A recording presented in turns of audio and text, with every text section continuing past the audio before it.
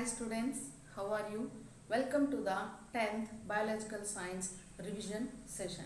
In this session, we will discuss on the 6th chapter reproduction, the generating system. Children, in plants and animals, reproduction is a necessary life process for continuation of life by producing offsprings. Children, do you think reproduction occurs only for continuation of life? How? How does an organism grow? Children, organisms are capable of giving rise to offsprings by the process of reproduction. Some organisms may reproduce differently in different situations. Children, the time required to reproduce also varies from organism to organism. Basically, in organisms, there are three types of reproduction process are carried out.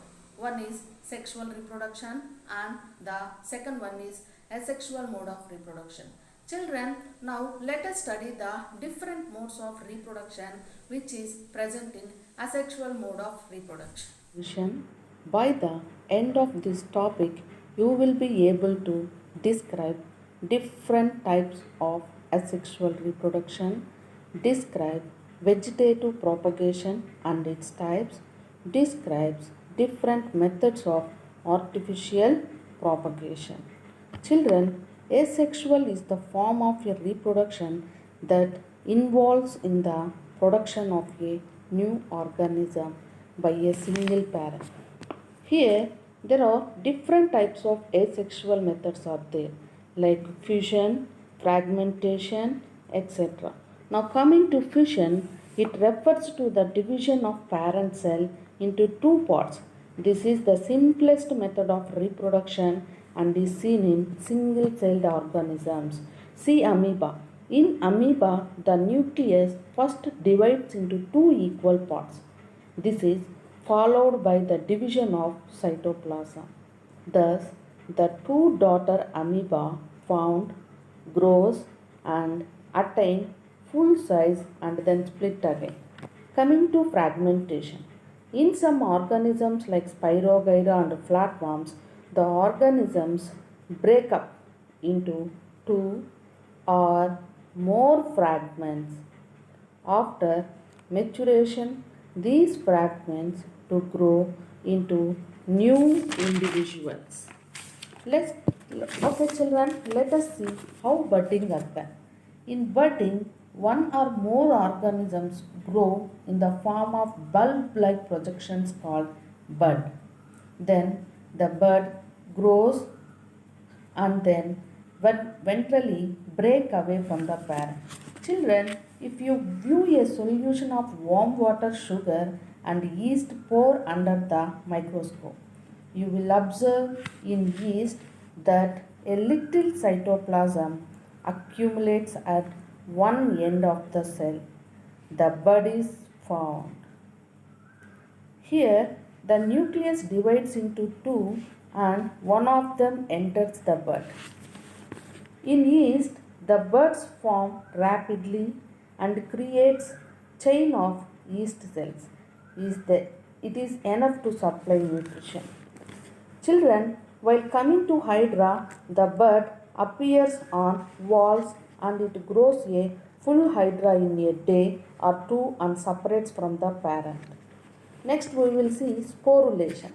A spore is a tiny spherical unicellular body covered with a thick wall. It grows into a new plant when conditions are favorable.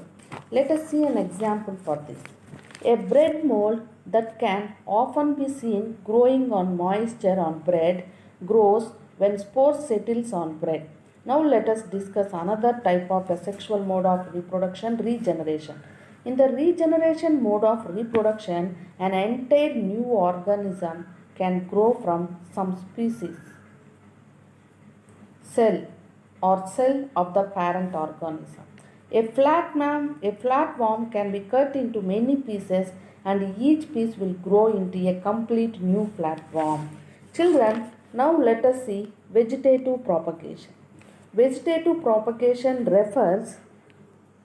reproduction refers to the production of new plant from the pods of a mother plant. Here, Potato. There are several birds are seen on surface of potato known as eyes. A piece of potato with at least one eye on its surface is planted on soil to develop a new plant. Ginger. In ginger, new plants are produced by some pods of ungrounded stems. Next, coming to onion. In onion, new plants are produced from the bulb, which is an underground stem with peach leaves. Coming to strawberry. In plants like strawberry, the shoots with the bud. In plants like strawberry, the shoots with the buds bends towards the moisture land and grows into a new plant. In a Take bryophyllum. The plant of bryophyllum reproduce with the help of the leaves. A bryophyllum leaves contain a various buds on its margin. When these buds falls on moist soil, they give rise to new plant. Okay, now let us discuss on artificial propagation. Several artificial methods are developed for vegetative reproduction, which are commonly used to grow many plots from one plant. This refers to an artificial propagation. Some of these methods include grafting, cutting, layering, and tissue culture. Okay, let us see grafting. In grafting, a twig of one plant called scion is kept over the cut stem of an other plant called stalk. Then they tied up together. The tissue of the scion on the stalk combined and then grow as a new plant. This method helps in developing high yielding and disease resistant species of plants. Okay, children, let us see cutting. In cutting, a healthy young branch or stem of a plant having buds is cut off and planted in moist soil. The cutting develops roots and grows into a new plant. Now see the third method, layer. In layering, a young healthy branch is bent down towards the ground and cover it with moist soil. After some days, roots develops from the pot which bends on the soil. This is called a layer. This branch can now be cut to form new plant. Next method, tissue culture. In tissue culture, piece of a tissue is cut off from the growing plant and kept in a dish which contain a nutrient media under controlled condition. The hormones present in the nutrient medium. It helps in the cell division. It leads to develop roots and shoots. These plants then grow in the moist soil. The vegetative reproduction is very useful method to us. It allows to developing new plant very quickly. Exact copy of the parent plants can be produced. Plants propagated with this method needs less attention in the early stages of growth and a new variety of plants can be developed here. Okay children, this is about the asexual mode of reproduction. I hope you understand students. Okay, let us move to the next topic, sexual reproduction. As we have studied earlier, sexual reproduction is a method of reproduction where fusion of gametes takes place by a process called fertilization. Fertilization may occur outside the body of the female organisms called external fertilization. If the fertilization occur inside the body, then this type of fertilization is called internal fertilization. External fertilization is commonly seen on aquatic organisms and internal fertilization seen in most of the plants and animals. Okay children, let us discuss about the reproduction in a placental mammal that is in humans.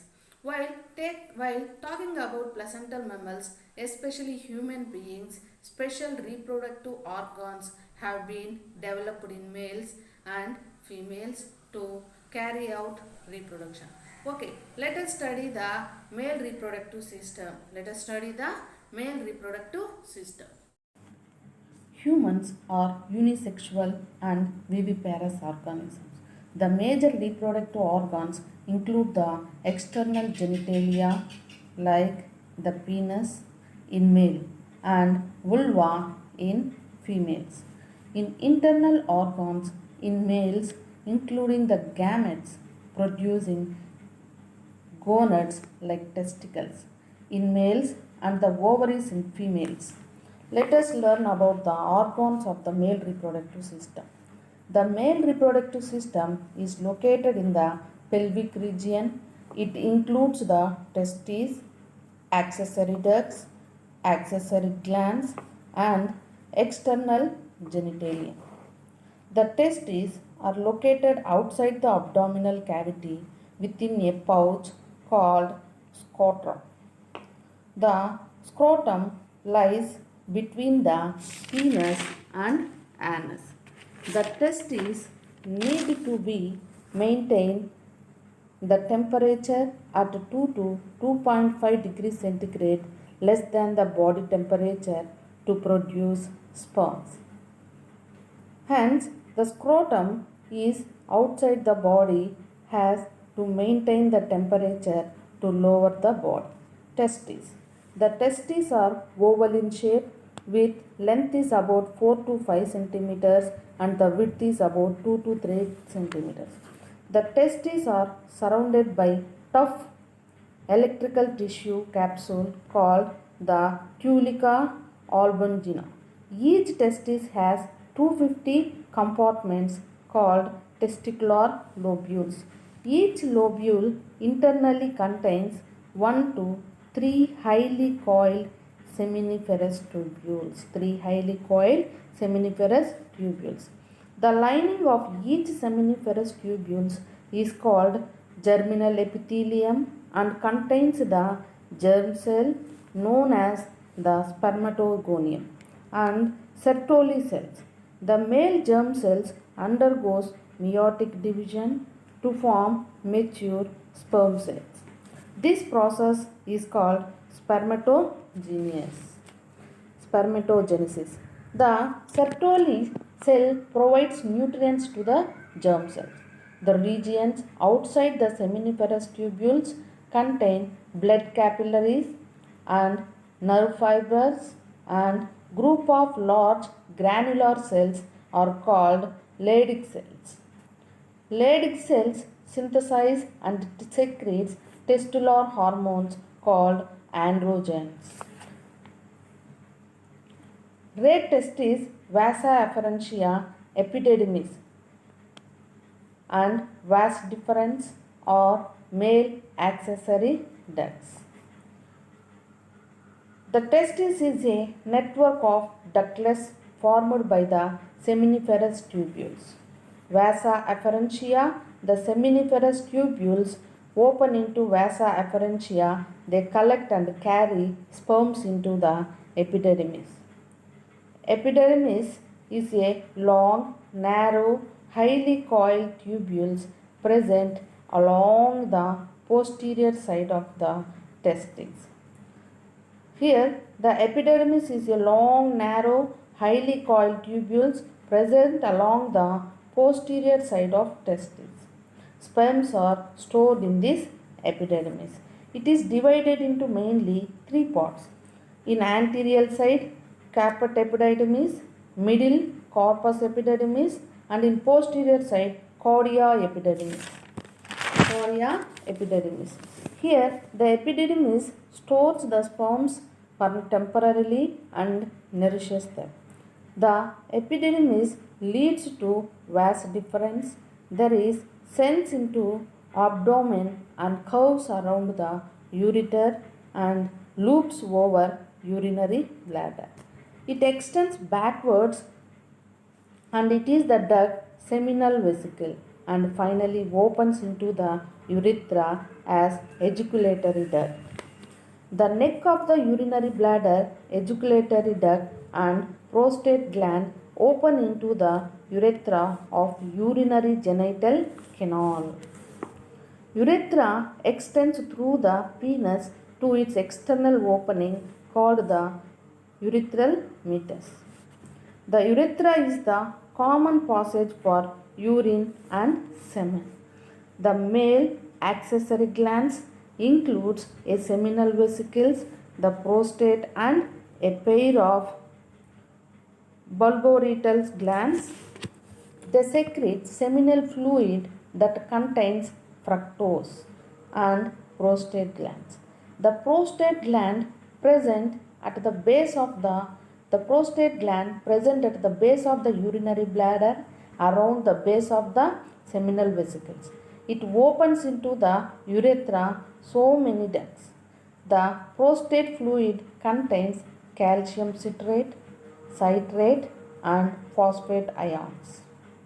The Cowper's gland. The Cowper's gland are P-shaped structure. The Cowper's gland or P-shaped structure lying posterior to prostate gland and base of the penis. These gland secretes helps in neutralizing the acidity and lubricating urethra. Okay children, this is about the male reproductive system. Let us discuss about the female reproductive system. In this video, we are going to study about female reproductive system and the female gamete ovum. Shall we start? Yes. So students, this is the female reproductive system. Now what are the parts present in this system? There are 5 main parts in this system. They are a pair of ovaries. So where are these ovaries? These oval structures over here are called as ovaries. So 2 ovaries are present. This one and this one. Then a pair of fallopian tubes. So these tube-like structures over here are called as fallopian tubes. Fallopian tubes have other name called oviducts. So fallopian tubes are called as oviducts. Next, uterus. So uterus is this chamber, this central chamber that is present in female reproductive system is called as uterus. Next is cervix. This narrow passage that is connecting uterus and the next part vagina is what is called as cervix. Then finally the vagina. It is a tubular canal which opens out of the body. Got it? So there are 5 main parts: a pair of ovaries, fallopian tubes, uterus, cervix and vagina. Now we are going to see about the details of each part. Let us take up ovaries. So ovaries are the actual structures in which the female gametes are produced. Now where are these ovaries present? These ovaries are present in the lower abdomen, that is below navel region. But students, do you remember where the testes are present? Testes are present outside the body, hanging inside a bag-like structure called scrotum. Right? Testes emo outside the body untundi. Ovaries emo inside the body, that is in lower abdomen region. Remember this difference. Now each ovary contains millions of immature ova by birth. So a girl child contains millions of immature ova in her ovaries by birth. But in case of males, the sperms are produced only after puberty, that is after the age of 13 to 14 years. Remember this difference too. Now where are these ova present? These ova are actually present inside small room-like structures called as follicles. So each room, each follicle contains one immature ovum. Understood? Now during puberty, that is when the girl attains the age of 13 to 14, her pituitary gland releases a hormone called as follicle stimulating hormone. See the name. So follicle stimulating hormone means it is the hormone which stimulates the follicles. But do you know this hormone triggers or stimulates one follicle per month. So each month it triggers one follicle to grow and transform into fluid filled cavity called as Graafian follicle. So every month ఒక్కొక్క follicle అనేది grow అయ్యి Graafian follicle గా మారుతూ ఉంటుంది. Graafian follicle means matured follicle. Look at this picture. This is the transverse section of a ovary. Inside ovary we find small room-like structures called follicles, right? So these are the follicles. There are many follicles, only few are shown here. What are present inside follicles? It is immature ova. So these dart-like structures represent immature ova. Now during puberty, under the influence of FSH, that is follicle stimulating hormone, one of the follicle among these will grow and transform into Graafian follicle. Graafian follicle is nothing but the follicle which has a cavity inside. Understood? So if you see this picture, one of the follicle is slowly growing and transforming into Graafian follicle. Now by the time a follicle develops into a Graafian follicle, the premature ova, that is immature ova, develops into mature ovum. This mature ovum is then released out by rupturing the Graafian follicle. This process of release of ovum from the Graafian follicle is called as ovulation. So a single matured egg is released by one of the ovaries each month alternately. It means if the left ovary releases ovum this month, it is the right ovary that releases egg next month. Understood? So ఒకసారి left ovary నుంచి ova release అవుతుంది, ఇంకోసారి right ovary. Like that it happens alternately. And this process of ovulation requires a hormone called luteinizing hormone. So when the Graafian follicle is ready for the release, that time the pituitary gland of the girl releases a hormone called luteinizing hormone, and this hormone helps in the release of the ova, rupturing of the ova from the Graafian follicle and release. Understood? This is about ovaries. Now we shall see about oviducts. There are two oviducts, and these oviducts arise on either side of uterus. So this is the uterus. This central region is uterus, and on either side of uterus we find one oviduct. This side one oviduct and this side another oviduct. Each oviduct, if you observe, has a funnel-like structure with finger-like projections. See here the funnel-like structure with fingers over here. So here also funnel with fingers. These fingers are very near to ovary, and during the time of ovulation, that is during the release of ova, these fingers they sweep around the ovary to collect the ovum. So ovulation time appudu ఇవేం చేస్తాయంటే ovary చుట్టూ sweep చేస్తూ ఉంటాయి, so that ova release అయితే ఆ funnel లోపలికి enter అయిపోతుంది. Understood? So once the ova enters into this funnel, it moves through the oviduct and reaches uterus.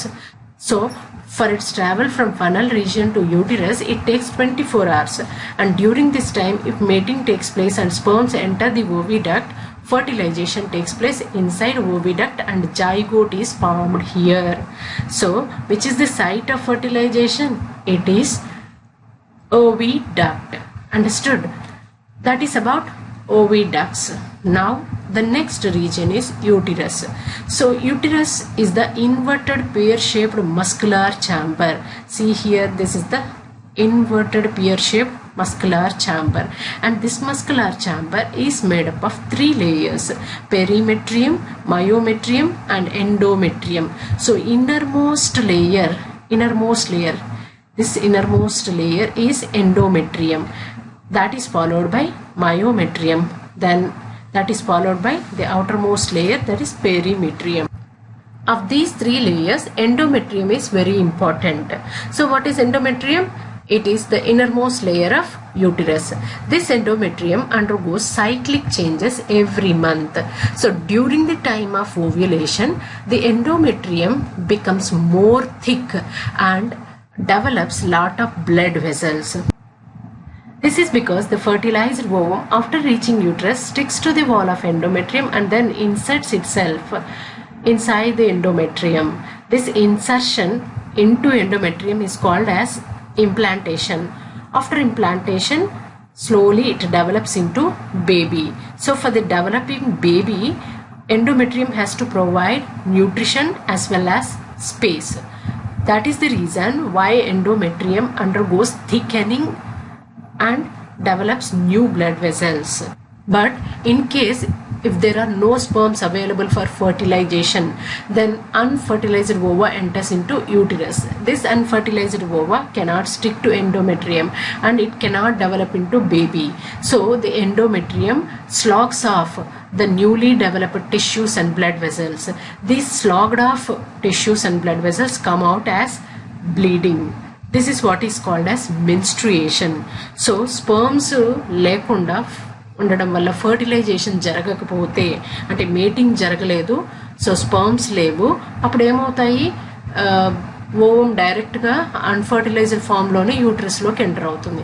ఈ అన్ఫర్టిలైజ్డ్ ఓవము బేబీగా డెవలప్ అవ్వలేదు.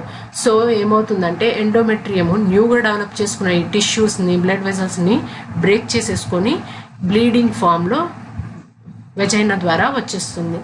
దీన్నే ఏమంటారంటే మెన్స్ట్రుయేషన్ అంటారు. సో ఫర్టిలైజ్ అయితే బేబీ డెవలప్మెంట్, ఫర్టిలైజేషన్ జరగకపోతే menstruation. Did you understand? Yes. So that is about uterus. Now cervix. So what is cervix? I told it is a muscular tube. It is a muscular, narrow muscular tube that connects uterus with vagina. Now vagina. So vagina is also a tubular structure and this structure opens to outside. This structure is also called as birth canal because once the baby development is completed, baby comes out through cervix and then through vagina to outside. Got it, students? So this is about female reproductive system. Now what is left over? It is the structure of female gamete, ovum.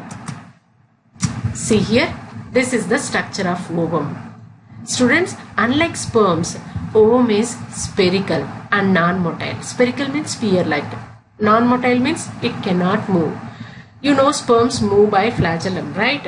But here there are no such structures. So ovum cannot move. But students, do you remember I told ovum moves from this funnel region into uterus. Then how is it possible if it cannot move? Yes.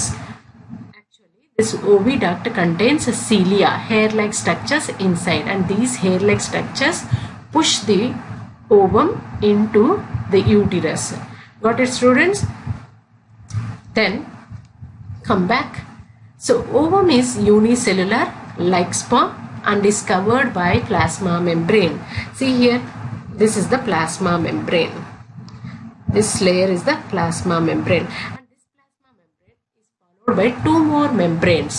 This white layer is called as zona pellucida, and this is followed by a layer of cells called as corona radiata.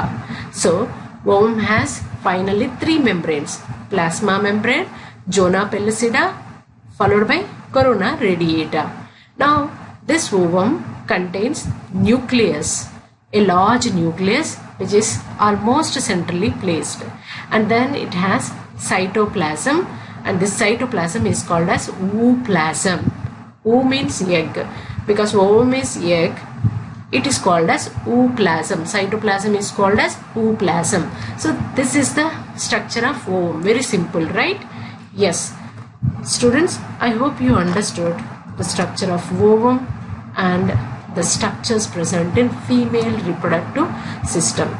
In the next class, we are going to see the fertilization and childbirth. Good morning, students. Today we shall learn about fertilization, development of embryo and childbirth. So let's begin with fertilization. Students, what is fertilization? You already know, right? Yes. Fertilization is the process of fusion of male gamete and female gamete. So male gamete is sperm, female gamete is ovum. So it is the fusion of sperm and ovum. And now, where does this fusion takes place? It takes place in fallopian tube of female reproductive system. So this is the fallopian tube, right? So fertilization takes place somewhere here. And what is the product of fertilization? After the fusion of sperm and ovum, we get a structure called zygote. So this is the zygote. This zygote is unicellular because during the fusion process, it is the nucleus of sperm that enters the ovum and fuses with the nucleus of ovum. Remaining all the structures of the sperms are shut off. So fertilization process appudu only sperm యొక్క nucleus మాత్రమే ఓవంలోకి enter అవుతుంది. Remaining parts tail, head region అంతా shut off అయిపోతుంది. So zygote is one celled, but there are two nuclei which fuse to form one nucleus. So sperms contain 23 chromosomes in their nucleus, ovum contain 23 chromosomes. And so this zygote contains 46 chromosomes, but the number of cells is only 1. Did you understand? Yes, this zygote soon after its formation undergoes repeated cell division and becomes multicellular embryo. So first division makes it 2-celled embryo, then next division makes it 4-celled embryo, followed by 8-celled embryo, then 16 to 30-celled, and so on. But at this stage, 16 to 32 celled stage, the embryo enters into uterus and gets implanted in the endometrial layer of uterus. Endometrial layer means the innermost layer of the uterine wall. You know, right? Uterine wall is made up of 3 layers. Innermost is endometrium, followed by myometrium, and the outermost is perimetrium. So our embryo enters into endometrium and gets fixed there. It gets buried there, and that process is called as implantation. So 16 to 32 celled stage వచ్చిన తర్వాత embryo uterus లోకి enter అయ్యి endometrial layer అంటే innermost layer లోపలికి enter అయ్యి దాని లోపల బరి అయి ఫిక్స్ అయిపోతుంది. అండ్ ఈ ప్రాసెస్ని ఏమంటారంటే ఇంప్లాంటేషన్ అంటారు. After this process, after getting implanted in the wall of the uterus, see this picture, this is the uterine wall, endometrial wall. In this wall, the embryo got implanted, that is got buried. Understood? So after this, the cell division still continues and number of cells keep on increasing. So the number of cells in the embryo continuously increases due to rapid cell division. At one stage, outermost cells of the embryo divides rapidly and form 4 membranes around the embryo. So ఒక స్టేజ్లో చుట్టూ ఉండే cells, outer most layer of cells ఉంటాయి కదా, అవి ఏమవుతాయంటే ర్యాపిడ్గా divide అయ్యి 4 మెంబ్రెన్స్ని తయారు చేస్తాయి. So now embryo is surrounded by 4 membranes, and these membranes are called as extra embryonic membranes. Why they are called extra? Extra means outer to embryo. So they are outside the embryo. So they are called as extra embryonic membranes. Now the names of the embryonic membranes are chorion, amnion, yolk sac, and allantois. Look at this picture. This is the embryo, developing embryo, and around this there are 4 extra embryonic membranes. See here, this purple layer or purple membrane around this is the chorion. Under this chorion, this blue color membrane is called as amnion. Now where is yolk sac? Yolk sac is this yellow bag like structure, and this green color structure over here is allantois. So there are 4 membranes around, that is outside the embryo, and so they are called as extra embryonic membranes. These membranes are involved in protection, nutrition, and excretion of the embryo. Now students, let us see which membrane performs what. So the first membrane is chorion. Chorion is the outermost membrane, right? So this is the outermost membrane. This chorionic membrane develops finger-like projections on one side. See here the finger-like projections, and these finger-like projections are deeply penetrated into the endometrial tissue. Students, this whole embryo is inside endometrium, but On one side, the chorionic membrane forms finger-like projections, and these finger-like projections are so deep inside endometrium such that they get the contact with the blood vessels of the endometrium. So we find lot of blood vessels in the endometrium in this region, and this finger-like projections have the blood vessels of the embryo. So exchange of materials takes place between the embryonic blood and the mother blood. Got it? So mother blood gives off oxygen, food materials into the embryonic blood, and the embryonic blood releases carbon dioxide waste into the mother blood circulation. So this is how exchange of materials takes place at this region. Now, this region where the endometrial tissue and the finger-like projections are present is called as placenta. So, what is this region called? This region is called as placenta. And what is the role of placenta? Placenta helps in exchange of materials. Now, students, this structure, placenta, is formed during the age of 12 weeks of pregnancy, that is around 3rd month. So placental development takes place at 3rd month. Now this embryo, after the formation of placenta, is no more called as embryo, it is called as fetus. After the formation of placenta, embryo is called as fetus. Telugulo aithe fetus ni pindamu antaru. Understood? So this is about chorion. Now the next membrane is amnion. Amnion is present inner to chorion. Chorion ki kinda undedi amnion, and this amniotic membrane contains amniotic fluid inside. There is a fluid inside this membrane, and this fluid is called as amniotic fluid. Amniotic fluid ni Telugulo umma neeru antaru, and actually the embryo is floating inside this fluid. This fluid keeps the embryo moist and also protects from minor mechanical injuries. So, mother chese rapid movements valla kavachu or different movements valla kavachu ee embryo ki eటువంటి harm jaragakunda ee water anedi chuttu una water anedi cushion chestu untundi. So this is the role of amnion. So what is the final conclusion? Amnion helps in protection of the embryo. Now the next membrane, it is yolk sac. This yolk sac has no role to play in humans. It just appears and then disappears soon.